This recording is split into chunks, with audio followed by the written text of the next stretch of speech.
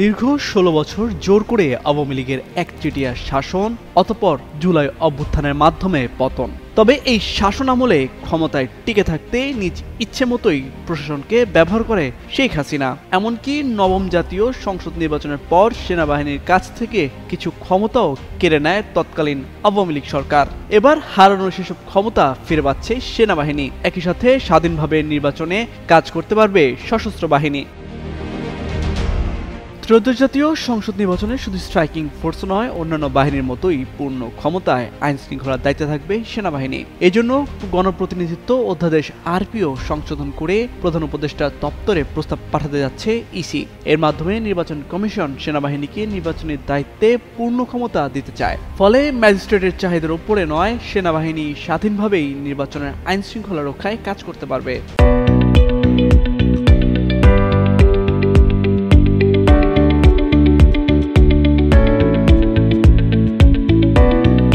German ভিত্তিক সংবাদ মাধ্যম ডয়চে ওয়েলেকে দেয়া এক সাক্ষাৎকারে এ নিয়ে কথা বলেছেন নির্বাচন কমিশনার আব্দুর রহমানেল মাসুদ। জানান, আগে ল এনফোর্সমেন্ট এজেন্সি হিসেবে শুধু পুলিশ, কোস্টগার্ড, বিজিবি থাকলেও এখন সেখানে সেনাবাহিনীকেও অন্তর্ভুক্ত করা হচ্ছে। এ বিষয়ে সাবেক সেনা কর্মকর্তা ও নিরাপত্তা বিশ্লেষক অবসরপ্রাপ্ত মেজর এমদাদুল ইসলাম বলেন, আরপিও সংশোধন করা হলে নির্বাচনের সেনাবাহিনী মোতায়েন করতে সরকারের দিকে তাকিয়ে থাকতে হবে না। তখন সরাসরি সেনা সদর দপ্তরে তাদের চাহিদা জানিয়ে আলোচনা করে নির্বাচনের সময় দায়িত্ব পালনে সেনা সদস্যদের কাজে লাগাতে পারবে ইসি। এছাড়া সেনাবাহিনীর উপর যেহেতু কোনো দলেরই প্রভাব থাকে না, তাই তাদের আরপিওতে অন্তর্ভুক্ত করা ইতিবাচক হিসেবে দেখছেন তিনি।